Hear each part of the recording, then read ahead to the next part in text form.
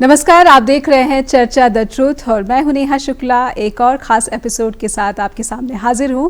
आज चर्चा the truth में हम बात करेंगे फिल्म निर्देशक बलप्रीत से और समझेंगे कि सिनेमा में महिलाओं के योगदान के बारे में उनकी क्या राय है और विभिन्न क्षेत्र में भी महिलाओं के योगदान और उस योगदान की कितनी पहचान होती है, कितना सम्मान मिलता है, इस पर भी बात करेंगे बलप्रीत से। तो आइए पहले उनका स्वागत कर लेते हैं। बलप्रीत, बहुत बहुत स्वागत है आपका चर्चा द ट्रूथ में। Thank you Neha, thank you for inviting me. मुझे बहुत अच्छा लग रहा है आपसे, क्योंकि आप मेरे पुराने कुलीग भी रह चुके हैं। So it's a very good feeling. Yeah same with me Balpreet. The moment मैंने आपको देखा न्यूज़ रूम में तो मुझे बहुत ही अच्छा लगा कि like old times. या ओल्ड टाइम्स। लेकिन now you have turn into a film director. आपने कई फिल्में भी इन बिटवीन, जब लास्ट हम मिले और उसके बाद अब जब मिल रहे हैं तो आप एक सक्सेसफुल फिल्म डायरेक्टर भी हैं। I don't know about that, I am at a very small level, but या आई एम ट्राइंग जी। लेकिन एक अच्छे नोट से शुरू करना चाहूँगी मैं। गोल्डन ग्लोब अवार्ड मिला है RRR के बेस्ट ओरिजिनल सॉन्ग की कैटेगरी में। तो हिंदी सिनेमा को छोड़ दिया जाए, लेकिन मैं पूरे भारतीय सिनेमा की बात करूं तो एक काफ़ी पहचान अंतर्राष्ट्रीय स्तर पर भी मिल रही है। और आप पहले पत्रकार रही, लेकिन आप फिल्मों में आ गई हैं, तो कितना जो है गर्व का महसूस आप कर पा रही है इसे? about the films coming into the international audience। या बहुत अभी कल परसों मैं सुन रही थी, पढ़ा है मैंने कहीं कि रॉकेटरी को नॉमिनेट किया गया है। It is being considered for the Oscar running. Right. And so मैंने RRR तो नहीं देखी है, बट मुझे लग रहा है क्योंकि अब पिछले कुछ करीब 5-6 सालों में आई कैन सी कि हिंदी सिनेमा में, हमारे इंडियन सिनेमा में, पूरे इंडियन सिनेमा में बहुत एवोल्यूशन आई है। हमारी टेक्निक में एक्सपेरिमेंटेशन हो रहे हैं, हमारा क्राफ्ट ऑफ स्टोरी टेलिंग में फ़र्क आया है, हमारी परफॉर्मेंसेस बहुत इंटरेस्टिंग हो रही हैं एंड इंटरेस्टिंग हो रही है, इम्प्रूव हो रही है। मतलब आप क्या इसको ज़्यादा इम्पोर्टेंट फोकस किस पे करेंगी? मुझे लग रहा है स्टाइलाइज्ड एक्टिंग से तो हम थैंकफुली निकल गए हैं और हम बहुत रियल हो रहे हैं। और हमारी जो और मैं जितना सुनती हूँ more and more film makers वो वर्कशॉप्स करना पसंद कर रहे हैं। सो आई थिंक मुझे जो पूरा जो टेक्निक ऑफ एक्टिंग है ना, वो रियलिस्टिक होती जा रही है, जो कि बहुत। एंड आप देखें, आप OTT के आने का फ़ायदा ये हुआ है कि हम जो टॉप क्रीम ऑफ बॉलीवुड है उससे थोड़ा बाहर उभर पाए हैं। हमें बहुत ज़बरदस्त एक्टर्स मिल रहे हैं जिनके तो कुछ नाम भी हमें याद नहीं, लेकिन हम उनको पहचानते हैं। लेकिन हम उनको उन कैरेक्टर्स की वजह से याद रख पा रहे हैं। हाँ, और नहीं, जब मैं मतलब एक छोटी OTT फिल्म भी देख लेती हूँ, मुझे लगता है यार कि फिल्म की जो एक्टिंग का क्राफ्ट है वो बहुत इवॉल्व हो गया है। लोग समझ रहे हैं, वर्ल्ड सिनेमा देख रहे हैं, उनको समझ में आ रहा है कि underplay is the real thing. I mean, you know, in many ways. Right. So yeah कहीं ऐसा तो नहीं है कि जब हम बहुत पहले की बात कर रही हूँ कि थिएटर को कहते थे कि this is the real acting, तो ऐसा तो नहीं कि थिएटर का ही ये इम्प्रूव्ड वर्जन है जो कि OTT पर डिफरेंट एक्टर्स को यहाँ पर एक प्लेटफॉर्म मिल रहा है? ये सच है कि OTT प्लेटफॉर्म्स ने फाइनली जो थिएटर के एक्टर्स हैं, जो भले दैट ग्लैमराइज्ड इमेज में फिट ना बैठते हों पहले, लेकिन उनको और ज़्यादा एक्सपोजर मिल रहा है, उनको चांस मिल रहा है काम करने का। मुझे लग रहा है कि उनको एक मौका मिल रहा है कि जो थिएटर की लर्निंग है, जो थिएटर में वो पकते हैं, जो थिएटर की एक्सरसाइजेज हैं, concentration exercises, how to use your body, how to use your voice, how to use your limbs, you know, उनका सुमेल जो फिल्म एक्टिंग के साथ है, जो कि बेसिकली इनवर्ड है फिल्म एक्टिंग, नॉट आउटवर्ड। सो मुझे लगता है उसका जो ब्लेंड कर पा रहे हैं ना, उससे एक्टिंग के क्राफ्ट में बहुत मज़ा आ रहा है। दिख रहा और है। मुझे ये भी दिख रहा है कि आपको शायद अब ज़्यादा मज़ा आ रहा है, क्योंकि आप शुरू से ही फिल्मों और फिल्म मेकिंग, इसमें आपका इंटरेस्ट ज़्यादा था। आप थिएटर भी करती रही हैं, तो अब मुझे लग रहा है कि आपको ज़्यादा एज अ प्रोफेशनल ज़्यादा सेटिस्फेक्शन मिल रही है since you have started film. बहुत एक्साइटिंग है नेहा ये टाइम, यू नो, सिनेमा के लिए। मैं तो अभी बहुत छोटे लेवल पे ऑपरेट कर रही हूँ, आई वुड से, बट मेरे लिए बहुत इम्पॉर्टेंट है ये पूरा, बहुत सिग्निफिकेंट प्रोसेस है। हाँ, मैं थिएटर करती थी, you know, in my college and in my university days and even after I join the profession. और एक वक्त था जब मैं बॉम्बे गई थी to become an actor also. And मुझे अपॉर्चुनिटीज मिल भी गई थी, लेकिन बाय स्ट्रोक ऑफ डेस्टिनी मैं वापस आई and I continued my profession as a career, as a journalist. तो लेकिन I am happy with my journey. मुझे लगता है कि मुझे बिहाइंड द कैमराज ही रहना था. शायद यही मेरा कंफर्ट जोन भी था और यही मेरा एडवेंचरस जोन भी था. बलप्रीत, क्योंकि शुरुआत में मैंने कहा था कि महिलाओं के योगदान को लेकर अलग अलग जो क्षेत्र हैं उनकी संख्या भी इतनी ज़्यादा नहीं है. जब आपने अपना करियर शुरू किया होगा या जब मैंने अपना करियर शुरू किया था, उसके बाद से संख्या में तो काफ़ी इजाफा हुआ है. लेकिन अभी भी मैं देखती हूँ कि जो हम महिला कर्मचारी हैं या फिर किसी भी स्तर पर, मैं एक छोटा सा एग्जांपल देना चाहूँगी कि एक बेहद ही सक्सेसफुल न्यूज़ एंकर है. उन्होंने भी ये अभी हाल ही में एक रीसेंट इंटरव्यू में माना है कि बीइंग अ फीमेल एम्प्लॉय आपको काफ़ी ज़्यादा जो है मेहनत करनी पड़ती है और बहुत कम किसी भी संस्था या फिर कलीग से रिटर्न में मिलता है. Do you experience the same या फिर आपकी कहानी बिल्कुल डिफरेंट है? इसके दो तीन तरीके हैं देखने के. मतलब मेरे पर्सपेक्टिव्स जो हैं personally, Neha, until recently as a filmmaker के रोल में मुझे कुछ सहना पड़ा है. मेरी खुद की ही इंटरनल टीम में से, यू नो, वो मैं I'll come to that later. But honestly as a journalist, मैं पहले प्रिंट में थी, फिर मैं टेलीविज़न में थी, मैंने रेडियो भी किया है. अब मुझे पर्सनली स्ट्रगल नहीं करना पड़ा. उसकी वजह दो तीन हैं. एक तो ये कि मैं शुरू से एक ही बॉस के साथ काम किया और उनके साथ जो मेरा रिश्ता था वो एक almost like a father daughter था शुरू से. उन्होंने मुझे तब अपने अंडर विंग्स ले लिया था जब मैं अभी सिर्फ पास आउट थी यूनिवर्सिटी की. तो शायद मैं बहुत प्रोटेक्टेड एनवायरनमेंट में काम कर चुकी हूँ.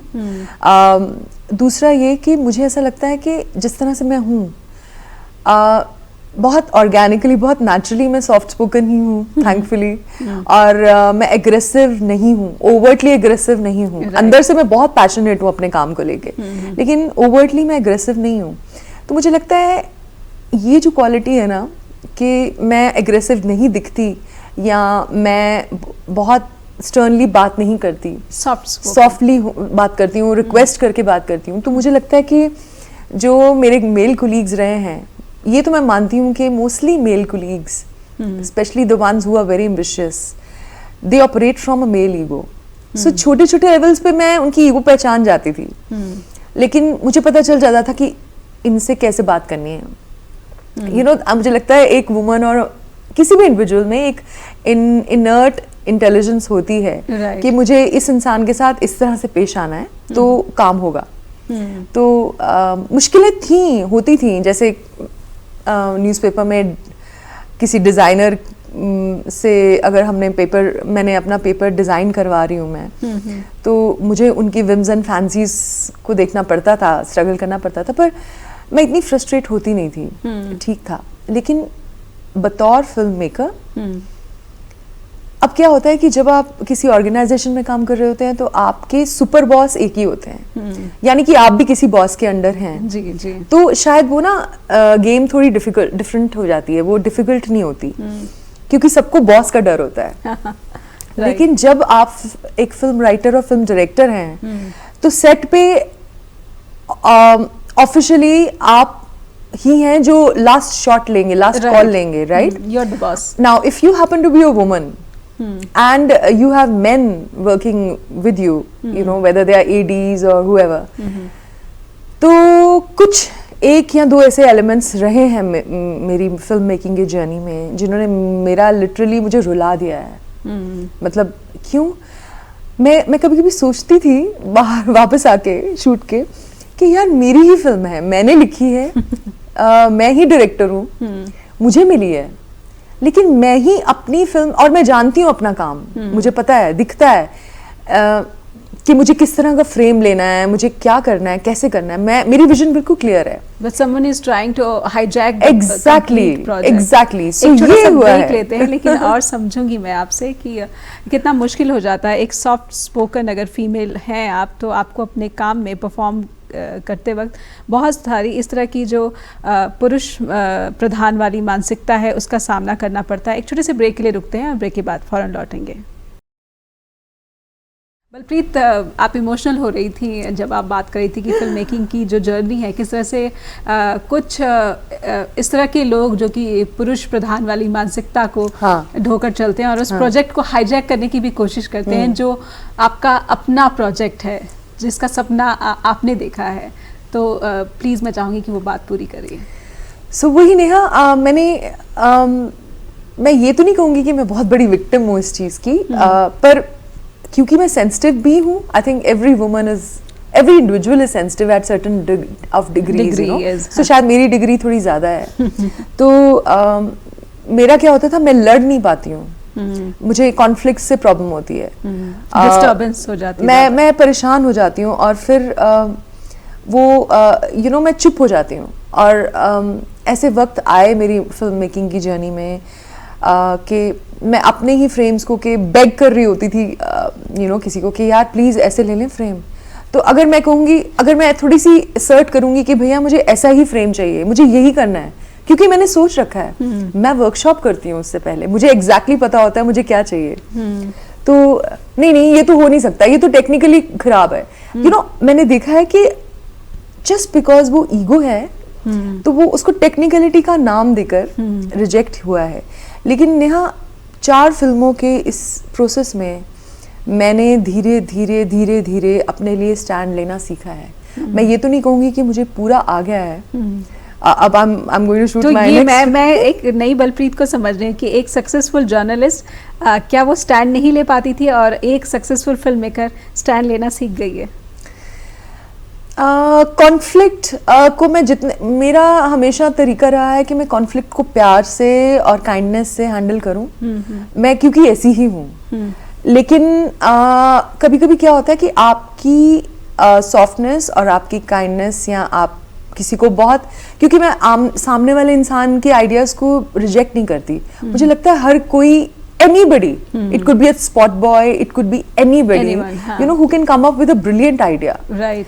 तो मैं बहुत ओपन हूँ कि हाँ तुम बताओ तुम क्या कहना है। तो कभी कभी ऐसा, ये जो ओपननेस है ना, इसको मिस इंटरप्रेट किया जाता है कि यार शायद इसको ना पता नहीं है कि इसको क्या चाहिए, प्रोजेक्ट के बारे में कॉन्फिडेंस नहीं है। हाँ, सो जबकि मेरा ये होता है कि लेट्स हियर इट यार, let's see what this guy is saying, let's see what this, and then हर डायरेक्टर का अपने एक्टर्स को हैंडल करने का एक तरीका होता है। सो मैं बहुत पैम्पर करती हूँ अपने एक्टर्स को। पैम्पर मतलब मुझे लगता है उनकी एनर्जी, इनफैक्ट पूरे क्रू की एनर्जी अच्छी होनी बहुत जरूरी है अगर आप अच्छा सिनेमा बनाना चाहते हैं। बिल्कुल। अगर आप प्यार से भरी हुई चीज बनाना चाहते हैं, अगर आप चाहते हैं कि आपकी ऑडियंस उस फिल्म से अफेक्ट हो, तो मुझे लगता है वो एनर्जी वो आपको सेट पे ही क्रिएट करनी पड़ती है। अब उस एनर्जी को सेट पे क्रिएट करने के लिए जरूरी है कि आप प्यार से ऑपरेट करें, आप कंपैशन से ऑपरेट करें, आप अपने एक्टर्स को और इवन दूसरे कोलीग्स को स्पेस दें। अब क्या होता है कि उनमें से कुछ ऐसे एग्रेसिव एलिमेंट्स होते हैं जो इस तरह की अप्रोच को समझते नहीं हैं और फिर वो आपको जज करते हैं एंड दे से कि ओ आप तो बहुत ज्यादा स्पून फीड करते हो या व्हाटएवर। सो इस तरह की चीज मैंने सुनी है नेहा। लेकिन जैसे जैसे मैं चल रही हूँ आगे, मुझे लग रहा है कि मुझे पता चलता है कि मुझे क्या सीखना है और क्या रिटेन करना है। तो चलिए, मुझे लगता है कि फिल्म मेकिंग ने काफी कुछ सिखाया जो शायद एज अ जर्नलिस्ट आप वो चीजें नहीं आई थिंक हम हर प्रोफेशन में सीख रहे होते हैं। इवन एज अ जर्नलिस्ट मैंने बहुत, I think Neha you would agree कि ये ऐसे प्रोफेशंस हैं जिनमें एक नयापन हर रोज है। सो हम हर रोज सच में कुछ सीखते हैं। Right, you are right.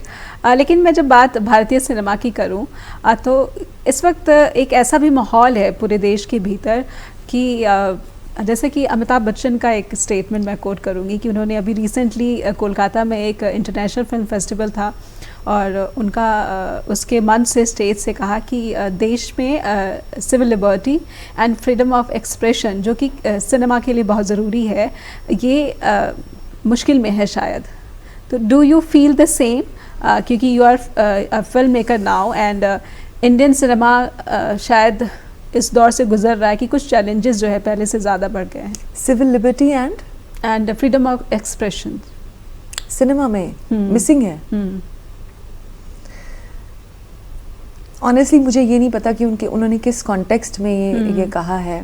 जैसे कश्मीर फाइल्स जैसी फिल्में, I was coming to that. जी जी जी जी, मैंने वो फिल्म देखी नहीं है, सो आई थिंक उन्होंने इसी तरह के कॉन्टेक्स्ट में बोला होगा। हाँ, मुझे लगता है हम जैसे पठान फिल्म के गाने को ही लेकर काफी ज्यादा हंगामा हुआ कि उन्होंने भगवा रंग की बिगनी क्यों पहनी, उनको पठान शाहरुख खान के साथ डांस ही करना था तो हरे रंग के पहन लेते। तो ये जब फिल्मों में ये चीजें आती हैं तो एक होता है कि सिनेमा शुरू से ही भारतीय समाज का प्रतिबिंब मानी जाती है, तो कहीं ना कहीं ऐसा लगता है कि आर्ट को ही एक कैद करने की कोशिश की जा रही है। बिल्कुल सही कह रहे हैं आप। मुझे ऐसा लगता है कि अगर I am sure he has a very very valid point, because you know what, हमारे पास इस वक्त सोशल मीडिया की भरमार है। कोई भी उठ के यूट्यूब चैनल शुरू कर रहा है, कोई भी उठ के कुछ भी बोल रहा है, राइट। हम उसको तो कुछ नहीं कह रहे हैं। वो you know, and we have cheap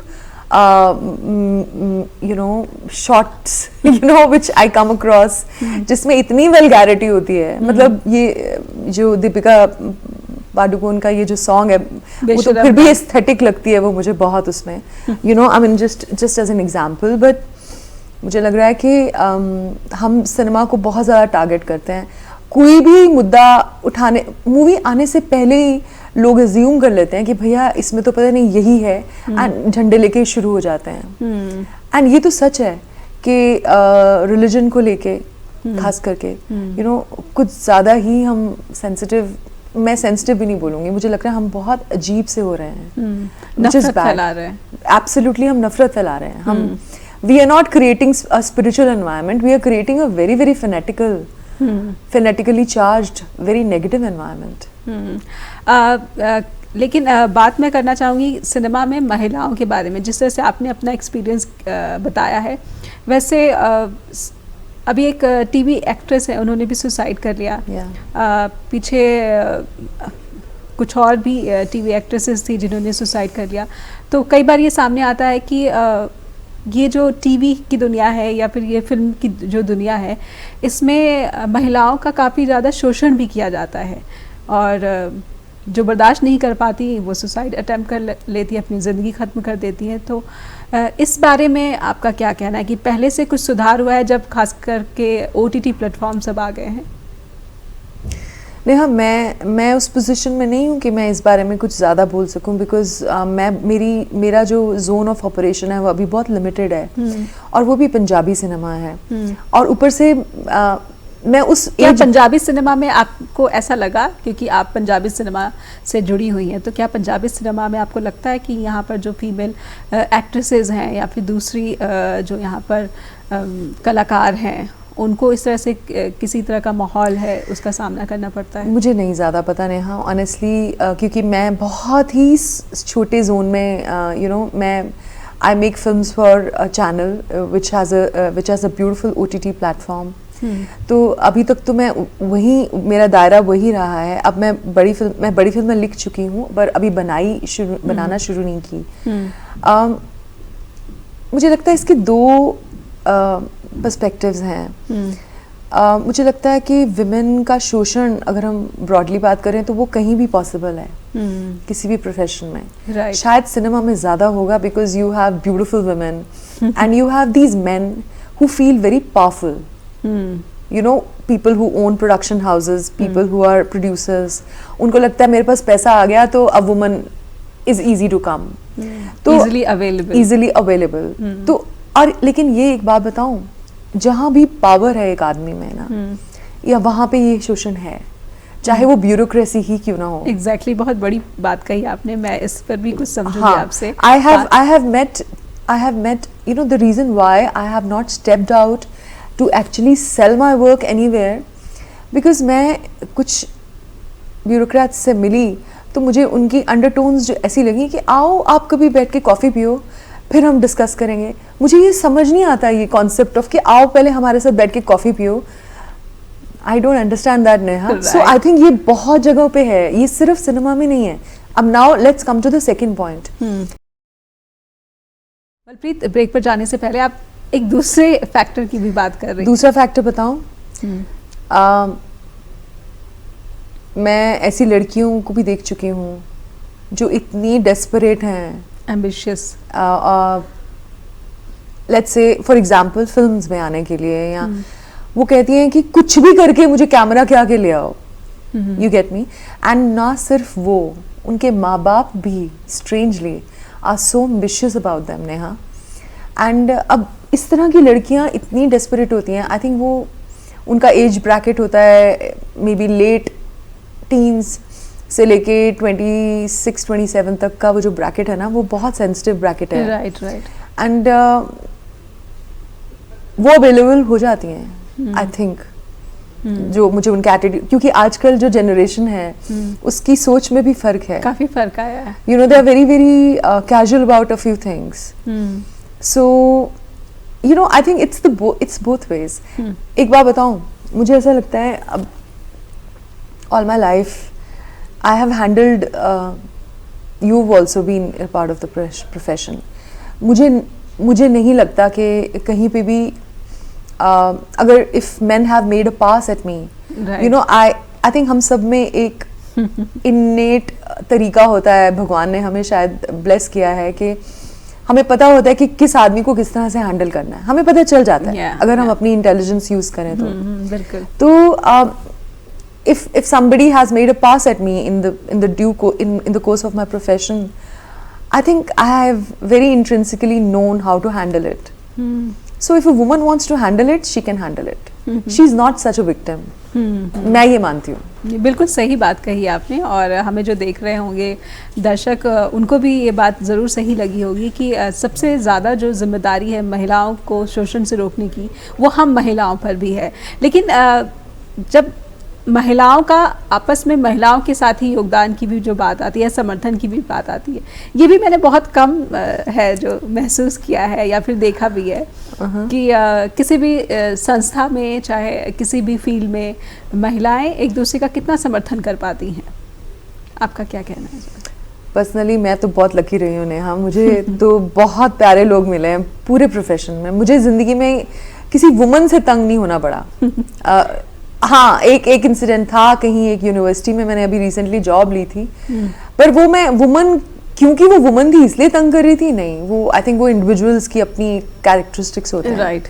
लेकिन ऑनेस्टली मुझे तो ऐसी ही वुमेन मिली हैं जिन्होंने मुझे बहुत इंकरेज किया है, मुझे बहुत प्यार मिला है, सपोर्ट मिला है। लेकिन हाँ, शायद इसका कनेक्शन एक चीज़ से हो सकता है कि women carry a certain level of jealousy which men probably have in lesser quantity, or maybe I am mistaken. Right. I don't know. And that jealousy is coming from insecurity. मुझे लगता है ये सारी जो characteristics है ना, ये individual ज़्यादा हैं बजाय इसके कि हम gender related हों। हाँ। मुझे लगता है कि अगर आप अपनी skill set के साथ justification कर रहे हैं, आप अपने plus points को एक्सेंचुएट कर रहे हैं, अगर आप अपनी टैलेंट्स को बढ़ा रहे हैं और अपने काम पे कंसंट्रेट कर रहे हैं, तो शायद आप किसी और वुमन को आगे जाते देखकर आपको बुरा नहीं लगेगा। मुझे लगेगा अगर आप अपना काम कर रहे हैं ठीक से, तो मुझे लगता है you will be welcoming of others also. बिल्कुल बड़ी बात कही आपने बलप्रीत। लेकिन महिलाएं जिस समाज में अब तेज़ी से आगे बढ़ रही हैं, लेकिन इन महिलाओं को पुरुषों का कितना साथ मिल रहा है? महिलाओं की तो हमने बात की ही, लेकिन पुरुषों के साथ की भी बात करूँगी। बहुत कम ऐसे पुरुष हैं जो कि एनकरेज करते हैं और महिलाओं की जो घर पे जो जिम्मेदारी है उसको भी समझते हुए इस तरह का काम करने का माहौल देते हैं जिसमें एक महिला कंफर्टेबली काम कर सके और अच्छा परफॉर्म कर सके। What do you think about? Again I come to it, I think ये सब इंडिविजुअलिस्टिक पर्सनल सिचुएशंस हैं। कुछ मैं ऐसे आदमियों को देखती हूँ जो अपनी वाइफ्स को इतना सपोर्ट करते हैं, सिर्फ वाइफ्स ही क्यों, सिस्टर्स को, डॉटर्स को, फ्रेंड्स को। तो मुझे लगता है some men are really more and more men are becoming more sensitive towards women working. पर हाँ एक कैटेगरी है जो अभी भी बंधी हुई है अपने वो जो ओल्ड वर्ल्ड रूल्स में, यू नो, शायद उनकी स्ट्रगल में है. लेकिन एक बात तो सच है कि हम जो इंडिया में रहते हैं, मुझे नहीं पता बाहर की क्या रियलिटी है, पर हम विमेन को डेफिनेटली घर का बहुत मोटा पोर्शन करना पड़ता है, काम करना पड़ता है. हम बहुत कुछ करते हैं. और बात यह है कि हम बहुत कुछ करने के बावजूद जब हमें ये मिल जाती है फ्रीडम कि हम अपना काम भी कर सके, तो हम बहुत थैंकफुल भी होते हैं कि शुक्र है आपने हमें काम करने दिया. अगर आप एक्चुअली सोचो तो it's quite unfair on women. पर ये आपने बोला कि काम करने दिया, ये अथॉरिटी कब उनके पास चली गई कि आपने काम करने दिया? Are we not an individual? ये है. I think it's going to take a long time for us to. मेरे अंदर ही बहुत ज्यादा है. अब जैसे एग्जांपल मेरे घर में अगर you know if a man is working in the kitchen, I'll be uncomfortable. you know, मुझे लगेगा कि मैं ही इसके लिए कर दूं कुछ. Right. तो वो हमारे अंदर इतना ज़्यादा ingrained है ना नेहा कि उससे छूटना भी थोड़ा वक्त, उससे छूटने में वक्त लगेगा. पर मुझे ऐसा लगता है कि अगर, क्योंकि वुमन, हम basically man and woman, we are designed in a certain way. We are meant to be nurturers. We love cooking, we love you know setting up a home. ये हमारा भी अपनी चॉइस भी है. मुझे लगता है नेचर ने एक सुख जो एक वुमन को मिलता है खाना बना के, लोगों को खिला के या घर को सजा के, मुझे लगता है वो एक पर्सनल सुख है. वो हम डिजाइंड है उस तरह से. अच्छी बात कही आपने कि नेचर ने ही, भगवान ने ही, सृष्टि ने ही हमें ऐसे बनाया है कि हमें लोगों को खाना पका के खिलाना या फिर घर को सजाना, ये सब जो है इसका इंटरेस्ट पुरुषों से कहीं ज़्यादा है. लेकिन इन सब के बीच में कहीं ना कहीं सिर्फ भारत में ही नहीं बल्कि पूरे वर्ल्ड में मैं कहूँगी कि महिलाओं को काम के माहौल के बीच में पेमेंट रिलेटेड इश्यूज जो हैं, आप फिल्म मेकिंग में भी रही हैं और है वर्तमान में, और आप जर्नलिस्ट भी रही हैं, लेकिन कहीं ना कहीं पेमेंट, सैलरी रिलेटेड जो डिस्पैरिटी है वो अभी भी पूरी दुनिया में एक बहुत बड़ा इशू है. तो क्योंकि आप दो प्रोफेशन, डिफरेंट प्रोफेशन में काम कर चुकी हैं, तो what you do have to say? I think Neha, ये बहुत गहरे हमारे अंदर है ये. इसके दो रीजंस हैं. हमने खुद को ही ज़्यादा मुझे स्टैटिस्टिक्स के बारे में नहीं पता, लेकिन मुझे लगता है कि मैं पर्सनली तो बहुत ही I am very bad with this. मैं पैसे मांग ही नहीं पाती हूँ. कितने मांगूं वो तो बहुत दूर की बात है, मैं पैसे ही नहीं मांग पाती. यू नो, ये बहुत बुरी बात है. And I am trying so hard to unlearn this. और मुझे लगता है कि ये तो है, विमेन को ये समझाया जा चुका है कि भाई तुम no matter how good you are maybe, but for example मैं सुनती हूँ कि हिंदी फिल्म इंडस्ट्री में चाहे जितनी मर्जी घड़ी हुई एक्ट्रेस हो, लेकिन उसको मेल एक्टर से हमेशा कम मिलता है ज़्यादातर. जी बिल्कुल. तो दिस इज अनफेयर सर्टेनली. और क्या female and it is true about other professions also, I am sure. Film directors के साथ भी ऐसा है, एक मेल डायरेक्टर एंड एक फीमेल डायरेक्टर? उसका मुझे अभी पता चलेगा जब मैं मेन स्ट्रीम में मूवीज बनाऊंगी. फिलहाल तो ऐसा कुछ नहीं है, मैंने फेस नहीं किया. बलप्रीत, जब हम वुमेन की बात करते हैं तो मेन को भी भूलना सही नहीं होता है, क्योंकि दोनों ही प्रकृति का हिस्सा है. प्रकृति ने उन्हें गढ़ा है, लेकिन एक दूसरे के बिना ये अधूरे भी हैं. लेकिन जैसे जैसे हम आगे बढ़ रहे हैं, दोनों ही सेक्स में जो एक अंडरस्टैंडिंग होनी चाहिए वो शायद पहले से कम हो गई है, या रिस्पेक्ट पहले से कम हो गई. Do you think so? ज़्यादा डीप एनालिसिस तो मुझे लगता नहीं हम अभी कर पाएंगे, लेकिन मुझे लगता है कि मैं एक मुद्दा उठाती हूँ. So we talk about feminism and women are talking about self love, which is very important. Women are talking about the age of the divine feminine, we are talking about that, जो है इस वक्त, you know, अगर मैं spiritually भी देखूं तो this is the age that belongs to the divine feminine actually. Women are coming into their own. लेकिन मुझे ये भी लग रहा है कि हम सेल्फ लव को भी ना बहुत अजीब तरीके से डिफाइन कर रहे हैं. वो ना नार्सिसिज्म की तरफ जा रहा है कि I'll do this, I don't care, you know, about you. मैं अपनी बहुत क्लोज सर्कल में भी और आसपास भी मैं ये देख रही हूँ कि अब ज़्यादातर विमेन विक्टिम्स ना होकर मेन भी विक्टिम्स हो रहे हैं. नेहा, मुझे लग रहा है कि विमेन ने ये जो फॉल्स फेमिनिस्टिक एटीट्यूड अपना लिया है, जिसमें कि वो कहती हैं कि मैं ये नहीं करूँगी, मैं वो नहीं करूँगी, and you better treat me like this. You know, वो जो इक्वालिटी या फेमिनिटी को हम ना फेमिनिज्म में नहीं कन्वर्ट कर रहे, हम मैस्कुलिन बनते जा रहे हैं अपने एटीट्यूड में. मुझे लग रहा है कि women are somewhere losing the strength that being a woman brings. Right. And men are becoming like women just because they want to kind of adjust with women. Changing world. तो वो क्या हो रहा है कि men are not retaining the manliness that is so beautiful in them. Right. And women are not retaining the womanliness that is in them. Right. मुझे ऐसा लगता है कि women actually don't need to be like men at all. Women are so powerful just being women. Right. ये बहुत बड़ी गलतफहमी है कि हम एग्रेसिव होंगे, हम चिल्लाएंगे, हम आवाज़ ऊंची करेंगे तो हम पावरफुल हो जाएंगे. You know, that whole concept of a business suit, you know. मुझे ऐसा लगता है कि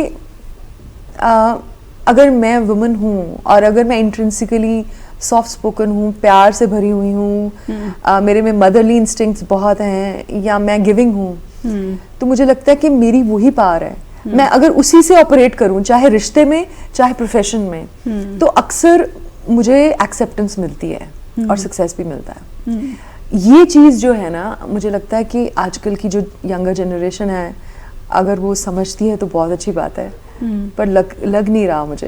आपने जो बात कही, मुझे नहीं लगता कि इस तरह की सोच रखने वाले हार्डली, मुझे लगता है 2 से 5% होंगे. लेकिन आपने बहुत ही खूबसूरत तरीके से मेन एंड वुमेन की जो पर्सनालिटी है उसको यहाँ पे डिफ़ाइन किया है. लेकिन मैं बात करती हूँ महिलाओं के कपड़ों को लेकर भी. बहुत ही एक ऐसी चीज़ है, आप वर्क प्लेस पे हो या फिर आप कहीं बाहर घूमने गए हो, तो कितना भी हम मॉडर्न बन जाए, लेकिन कपड़ों पे कमेंट करना हर किसी का एक अधिकार है, खुद महिलाओं का भी अधिकार होता है. Have you ever face that? खैर, मैं तो बहुत ही ट्रेडिशनली तैयार होती हूँ, तो मुझे तो कुछ मुझे सुनना नहीं पड़ता. लेकिन you know, some women look so good in a western outfit or an outfit that reveals. I think it's each to her own, you know. वो उनका self expression है. If they can carry an outfit, that's great. पर नेहा, एक और सच है. अब मैं बिल्कुल भी ईव टीजिंग को जस्टिफाई नहीं कर रही, मुझे ऐसे क्रिटिसिज्म मिलेगा. मैं ये कह रही हूँ कि मुझे लग रहा है कि a man is designed in a certain way that he will be, if he's really in his manliness, he will be attracted to a woman who looks good. That's natural. That's very natural. That's very organic. And so मुझे ऐसा लगता है कि अगर कोई woman एक ऐसी outfit पहन के, या वैसे ही बहुत खूबसूरत लग रही है, चाहे उसने साड़ी ही क्यों ना पहनी हो, तो मैं भी देखती हूँ, यू नो. मैं अगर एक बहुत खूबसूरत सी वुमन मेरे सामने से गुजरे और मैं कहूँगी wow, she is such a beautiful woman, you know, तो यार बेचारे आदमियों को भी हक है कि वो भी उनको देख के सराह सके उन्हें. तो that's besides the point. But I think हम किसी को भी हक नहीं है कि हम बहुत नेगेटिवली किसी की ड्रेसअप पे कमेंट करें. बिल्कुल भी नहीं. उनकी चॉइस है, उनका एक्सप्रेशन है. ये बहुत बड़ी स्टूपिड बात है जब लोग बोलते हैं कि यार she was raped because she was wearing this. No. लेकिन फिल्मों में जहाँ तक देखा जाता है, जैसे कि दीपिका के बिकिनी को लेकर ही बहुत ज़्यादा एक बवाल खड़ा हो गया, तो फिल्मों में कपड़ों को लेकर भी बहुत ज़्यादा कमेंट्स होते हैं. Since you are into film making, तो क्या सीन्स की वाकई में इतनी ज़रूरत होती है, और कपड़े बहुत ज़्यादा मायने रखते हैं किसी भी पर्टिकुलर सीन को अगर आपको फिल्माना है, उसको उसकी रियलिटी बिल्कुल सच्चाई दिखानी है तो? नेहा, मेरी बहुत ज़्यादा ओल्ड फैशन सोच है इस पे। मैं तो पता है, even when I was in college मैं देखती थी ना ये जो फैशन शोज़ मैं देखती थी, टीवी पे आ रहे हैं, मुझे बहुत जल्दी ये एहसास होने लग गया था कि ये ना, आई थिंक इन वुमेन को पता भी नहीं है कि उनको कमोडिटाइज किया जा रहा है। मतलब उनको फैशन के नाम पे हम उनके कपड़े उतरवा रहे हैं, हम उनको लिटरली वल्नरेबल स्टेट में प्रेजेंट कर रहे हैं, and men are just ogling at them like they are some meat, a piece of meat. मुझे ऐसा लगता है I am uncomfortable with too much exposure of the body, because the way they are looked at is not nice, and ये तो बात सच है कि films में या एडवर्टाइजमेंट्स में या किसी भी चीज़ में अगर विमेन को छोटे कपड़े या कम कपड़े पहनाए जा रहे हैं तो उसका एक मकसद है, to increase the audience, because it seems to titillate man. और ये अभी भी जो इंडियन सिनेमाइज की एक बिटर ट्रुथ है, एक कड़वी सच्चाई, आपको लगता है कि अगर हम महिला कलाकारों को देखें और उनको जिस तरह से रिप्रेजेंट किया जाता है इन द सिनेमा और डिफरेंट प्लेटफॉर्म्स पे, तो ऐसा लगता है कि वो सिर्फ और सिर्फ जैसा आपने कहा पीस ऑफ मीट है, ताकि लार्जर क्राउड जो है वो सिनेमा घरों तक आए या फिर OTT उस पर्टिकुलर प्लेटफॉर्म पर जाए। डू यू थिंक सो कि अभी भी जो फीमेल एक्टर्स हैं या फिर डायरेक्टर्स हैं या फिर एसोसिएट्स हैं, बड़े पैमाने पर बड़ी तस्वीर अगर देखी जाए तो अभी भी उनका जो रोल है इसी दायरे में सीमित ज़्यादा लगता है ऐसा मुझे। अभी भी, अब खास करके मेन स्ट्रीम फिल्म्स, OTT में तो थोड़ा अब एक्सपेरिमेंट हो रहा है, women are being given characters which are characters, but अभी भी मैं देखती हूँ ना सो कॉल्ड इतने बड़े बड़े बजट्स की फिल्में जो बनती हैं, उसमें वुमन बहुत ज़रूरी है उनके लिए, लगता है बहुत अहम लगता है उनको कि ये इस तरह के कपड़े पहने और इस तरह की लगे, एंड ज़्यादातर उनको वही रोल्स दिए जाते हैं कि they are like eye candy. अभी भी ऐसा है जी। बहुत बहुत शुक्रिया बलप्रीत, आपसे बातचीत करके मैंने समझने की कोशिश की कि चाहे प्रोफेशन कोई भी हो, जर्नलिज्म हो, फिल्म मेकिंग हो या फिर कोई दूसरा बैंकिंग हो, जुडिशरी हो, CGI ने भी जो भी रिसेंट स्टेटमेंट दिया, महिलाओं के लिए चैलेंजेस जो हैं अभी भी बहुत ज़्यादा हैं, और इस पुरुष प्रधान समाज में महिलाओं को अभी भी बहुत कुछ हासिल करना है। लेकिन जज्बा, जैसा कि आपने कहा कि अगर हम एक महिला जैसे कि हमें प्रकृति ने बनाया है उसी नेचर को समझते हुए खुद को आगे बढ़ाने की कोशिश करें तो सक्सेस ज़रूर हमें हमारे कदम चूमेगी। बहुत बहुत शुक्रिया बलप्रीत हमसे बातचीत करने I loved talking to you. Thank you so much. बिल्कुल, मेरे साथ भी ऐसा ही है। बहुत बहुत धन्यवाद चर्चा से जुड़ने के लिए। अगली बार अगले एपिसोड में फिर होगी किसी खास मेहमान के साथ मुलाकात। बहुत बहुत धन्यवाद, अपना ख्याल रखिए। info@justbroadcasting.com पर ईमेल भेजकर अपना फीडबैक देना ना भूलें।